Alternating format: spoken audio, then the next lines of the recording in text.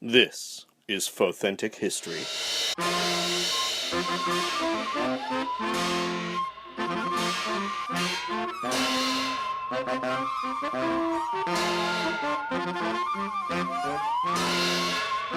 Hi, and welcome to the show. I'm Holly Fry. And I'm Brian Young.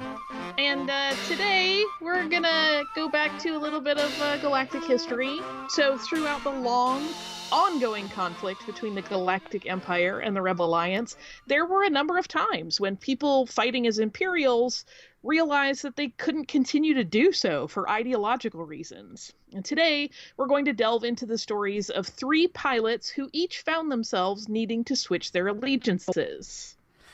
Just as a heads up, in each of these cases, we're not giving full biographies of each defector. We're instead covering the aspects of their lives that led them to Imperial service, and then the experiences that turned their path toward the rebellion. Any one of them could have their own episode at some point in the future, and that seems likely. Yeah, especially because the first person we're talking about is Wedge Antilles. And he was a hero of the rebellion. Everyone has heard of him. But before he became one of the most decorated pilots and a leader to resistance forces, he started out in the Galactic Empire. Antilles grew up on Corellia, so it's generally presumed that he was born there. He worked as a youth at a fuel depot, and he also picked up some piloting skills. Eventually, his abilities landed him a job as a cargo pilot, which got the attention of the Galactic Empire and led to Wedge being recruited. Antilles was enrolled at Skystrike Academy, which was a prestigious flight school in the atmosphere of the planet Montross. And this set Wedge and his fellow cadets, including Derek Clivian, known more commonly by his nickname Hobby, on a path to become TIE fighter pilots.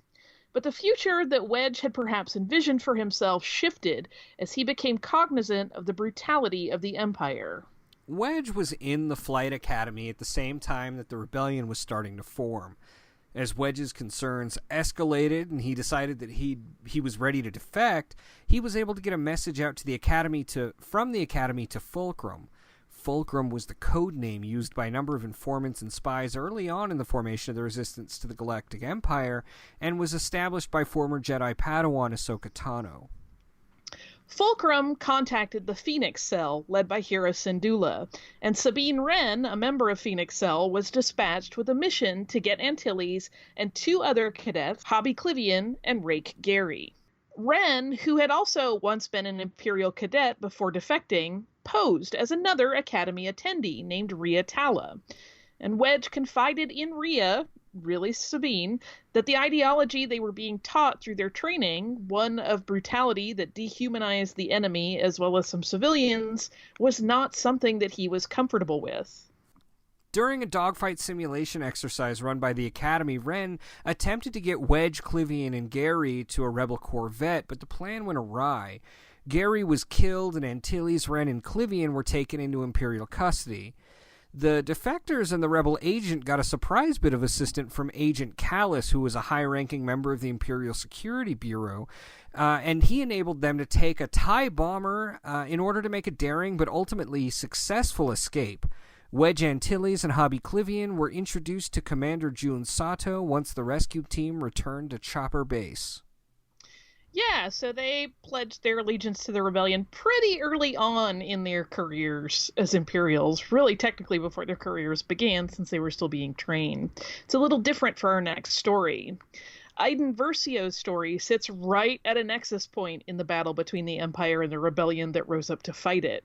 She was present for many of the high-profile battles and moments that defined the war, though her part in it hadn't been understood until historians recently unearthed documentation of her involvement. So Iden Versio was basically born into Imperial service. Her mother, Zihe Versio, was an artist renowned for the Imperial propaganda posters she created. Her father was Garrick Versio, an Imperial Security Bureau lifer who'd risen to the rank of admiral. From a young age, Iden's path into Imperial service was set and unwavering, a foregone conclusion. After attending the future Imperial Leaders Preparatory School on her home planet of Vardos, Iden made her way to Coruscant's Imperial Academy. And Iden, knowing that anything less than absolute excellence in her studies could invite accusations of favoritism for an admiral's daughter, was dedicated to ensuring that she was always the best. She was the top of her graduating class at the academy. And Versio was so focused on her education and her career that it was to the point of exclusion of almost all else. She seemed to have something very near tunnel vision when it came to her destiny in the Imperial military. After the Academy, Versio served on the Death Star, the experimental battle station that had taken years to come to fruition under the stewardship of director Orson Krennic. When Versio joined the Death Star's crew as a senior lieutenant, it was brand new and still a secret held by the Empire. The first 2 times that the destructive power of the Death Star was unleashed, first at Jeddah City and then at the Battle of Scarif, Iden Versio was there. She also witnessed the destruction of Alderaan from the Death Star. The Battle of Yavin followed soon after, and Iden flew a TIE fighter during the battle as Sigma-3, as part of a squadron deployed to fend off the attack the rebels were making on the space station. Versio wasn't killed when the Death Star exploded, but debris hit her TIE, and she spun out of control. She crash-landed on Yavin 4, the same moon where the rebels had their base. She managed to steal a rebel ship, get airborne, and make her way to Imperial space, where she quickly identified herself to avoid being attacked. And Iden was still recovering from this rather harrowing experience when she received her next mission. She and a small group of agents, handpicked by Iden's father, Garrick Versio, were to form a special squadron to infiltrate the rebellion. And the group was known as Inferno Squad, and along with Iden, the members were Gideon Hask, Del Meeko, and Sane Marana. Hask was a distinguished starfighter pilot. Meeko had served as a stormtrooper and shore trooper before becoming a TIE fighter pilot, and he was truly a gifted technician, able to improvise and repair or repurpose almost anything he laid his hands on. And Marana spoke 27 languages and had a photographic memory. When the Death Star fired for the first time on Jeddah City, it destroyed the stronghold of Saw Gerrera's partisans, a guerrilla cell of the early rebellion. But not all of Saw's people were on Jeddah when Krennic's test fire took place, and the remaining survivors of the partisans formed a new militia group called the Dreamers. Infiltrating and dismantling the Dreamers was Inferno Squad's first mission, and it was successful. It was not, however, easy. While they had been embedded with the enemy, each member of the squad had sort of begun to soften to them, but they still managed to exploit the weaknesses within the group to their advantage. The mission took a harrowing turn when Versio killed Sane Marana during an interrogation after it had become apparent to the Dreamers that there was a traitor in their midst. Then Hask and Meeko killed all the remaining Dreamers. While this technically fulfilled their mission, they did so without consulting Iden first, and there was a lot of tension among them because of this. And Iden's next mission was something of a solo effort. The Rebel Alliance had managed to intercept a coded transmission that had gone out to Imperial forces from the office of Moff Wraith.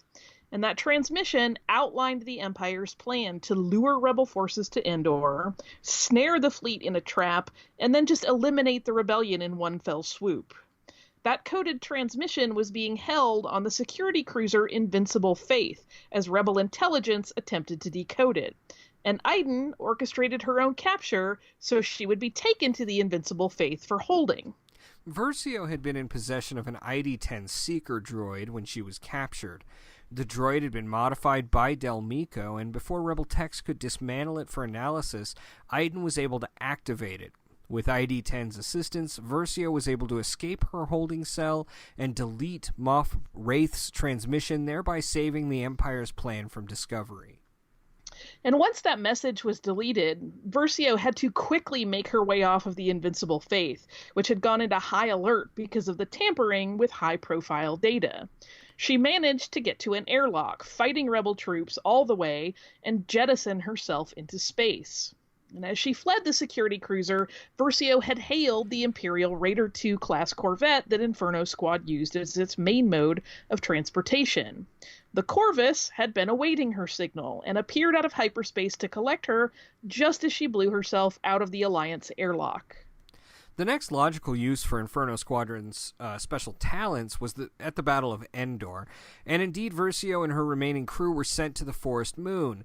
While they're on the ground, they witnessed the destruction of the second Death Star. They made their way off of Endor, fully intent on revenge for what the rebellion had done, particularly for the death of Emperor Palpatine himself. And the next phase for Iden Versio and her squad was participation in Operation Cinder.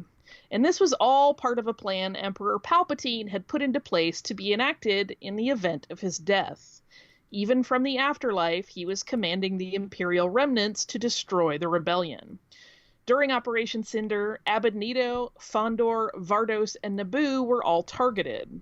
Cinder was designed to wipe out the rest of the Empire and its enemies, based on the ideology that if it couldn't protect the Emperor, the Empire did not deserve to exist.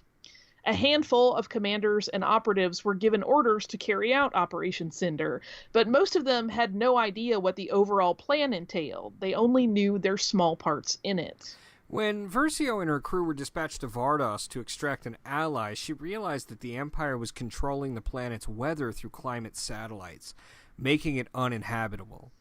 Iden was outraged that planets that were loyal to the Imperial cause were being targeted. Iden attempted to evacuate the planet's citizens, which, in violating the specific mandates of the mission, was treasonous. Her team member, Gideon Hask, pulled a blaster on her, ready to kill Iden and Del if they proved disloyal to the Empire. Iden quickly got off a shot of her own, hitting Hask in the leg and sealing her fate as a traitor. Iden and Del managed to get some of the people off of Vardos, completely off planet, as they made their escape and began their new life on the run. And the duo made contact with the Rebel Alliance. They surrendered and discussed the possibilities of their future with General Lando Calrissian. And Calrissian offered them 2 starfighters and the opportunity to simply leave. That was in thanks for the intel that they had already offered the rebellion regarding Cinder. Their other option, though, was to stay and assist the rebellion as X-Wing pilots in the battle about to take place over Naboo. And they opted to fight, and Versio's knowledge of Imperial tactics proved an asset in the battle. After the Rebel Alliance had secured Naboo, General Leia Organa met with Iden and Del. The general had only just learned that the people she'd been fighting alongside were from Inferno Squad, and while she was quick to remind them of the damage they had done serving the Emperor, she also welcomed them to the Rebel Alliance. And they both served right up until the official end of the war at the Battle of Jakku. I feel like that's one of those moments that really defines the difference between the rebellion and the Empire. I think if the roles had been reversed and people had defected from the rebellion and then fought alongside someone in the Galactic Empire and that commander had found out at the end of the battle, they would probably have been executed rather than brought onto the team. Oh, yeah, absolutely. It would have played out very differently. The last pilot that we're talking about today actually has a lot of overlap with Iden Versio in terms of being in a lot of the same places at the same time. But those stories stand in sharp contrast, as he had already left the Empire by the time those key moments took place. Bodhi Rook was from Jeddah. He grew up in Jeddah City, a holy city where the Temple of the Khyber had stood for as long as anyone could remember. Yeah, that was an ancient city. Pretty much everything there was really almost prehistoric in terms of not having a written record of its origins, at least not that we've discovered so far. And Rook had hoped to become a fighter pilot, and to that end, he joined the Galactic Empire's military. He attended the Tarabi Sector Service Academy to train for his chosen career, but his hopes were dashed after 2 years of flight training at the academy. His scores on exams were passable, but merely average. They were just not high enough to get him admitted into the starfighter program that had been his goal for a next step. He did get to fly when he graduated as an ensign, but it was definitely not the exciting job he'd yearned for when he entered the academy. He was assigned to work as a cargo pilot flying shuttles. And Rook's cargo hauls eventually were primarily running to and from the stormy planet of Edu, where the Empire had a Kyber refinery and a lab. And there, Galen Erso, one of the Empire's top scientists, was working on a massive and top-secret weapons project. Urso and Rook became friends over the course of their work, and so much so that Urso eventually confided in the pilot that they needed to do something to stop the Empire's weapon, the very weapon Urso was building. So he entrusted Rook with a message and told him to take it to Saw Gerrera. Gerrera was a resistance fighter from Onderon, trained in fighting techniques by the Jedi and Republic commandos, and he headed up an extremist cell of fighters that eventually found itself at odds with the leadership of the Rebel Alliance. And with that message data in hand, Rook left his normal cargo route and went instead to Jeddah to look for Gerrera. And the Empire realized that Bodhi Rook had gone rogue, and they put a huge bounty on his head. But Rook was not welcomed into Saw's band of rebels. Instead, they tortured him, suspicious that he might be trying to trick them. Rook was significantly compromised mentally by Gerrera's torture, and he was put in a cell as a captive even after delivering the message from Urso. It was there that he was discovered by another group of captives headed by a rebel intelligence officer named Cassian Andor. Andor, along with Jyn Erso, the daughter of Galen Erso, and the reprogrammed Imperial KX series security droid, K2SO, had traveled to Jeddah on the tip that a pilot there claimed to know Galen Erso, and that he was defecting. And along the way, they had also picked up 2 additional team members, Guardian of the Wills Chirrut Imwe and his best friend, a lapsed member of the Guardians, Baze Malbus. So fate, or the Force, or just blind luck seemed to have brought them all together as captives of Saw Gerrera. As Jeddah City was struck by the Death Star's laser, Andor took advantage of the ensuing chaos to get himself and his team out of the holding cell, and they took Bodhi Rook with them. So while Rook had attempted to defect into Saw's rebel group, the Partisans, he soon ended up at the lab on Edu again, but this time as part of an effort headed by Cassian Andor to get Galen Erso. And that trip to Edu ended in disaster. Due to confusion and poor communication, a rebel strike team hit the station while Jyn Erso was attempting to infiltrate it, and Galen Erso was killed. Rook was pivotal in the rest of the team's escape. He stole an Imperial cargo shuttle so that they could get off planet because they had already crashed the ship that they had taken to get there. The team then made their way to the rebel base on Yavin 4. Rook was still regarded with suspicion by many of the members of the Rebel Alliance, so while he defected from the Empire, he never was officially made part of the rebellion. He piloted the cargo ship that carried Andor, Jyn Erso, and a small team to Scarif to steal the Death Star plans, but as that mission was not sanctioned by Rebel Command, he was still acting outside of any official involvement in the Alliance to restore the Republic. And as is now common knowledge, everyone on that Rogue One team was killed when the Death Star struck Scarif in an effort to prevent the transmission of the plans off the planet, despite the fact that they were getting support from Rebel forces that had arrived. So Bodhi Rook was only recognized posthumously as a hero of the rebellion. Yeah, no, it would have been nice if they would have just... I wonder if that plan would have gone better had the Rebel Alliance actually approved it officially, or if the way it went down was truly the only way it could have worked. Yeah, I mean, that's one of those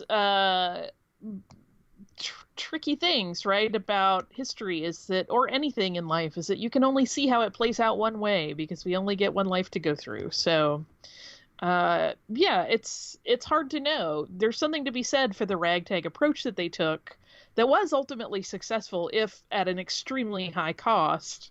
And there's also no telling, since the Rebel Alliance did get wind of that unsanctioned mission and sent help after Admiral Raddus had kind of taken it into his own hands to join them already, if that support system hadn't arrived, would they have been ultimately successful? We don't know. It seems like probably not.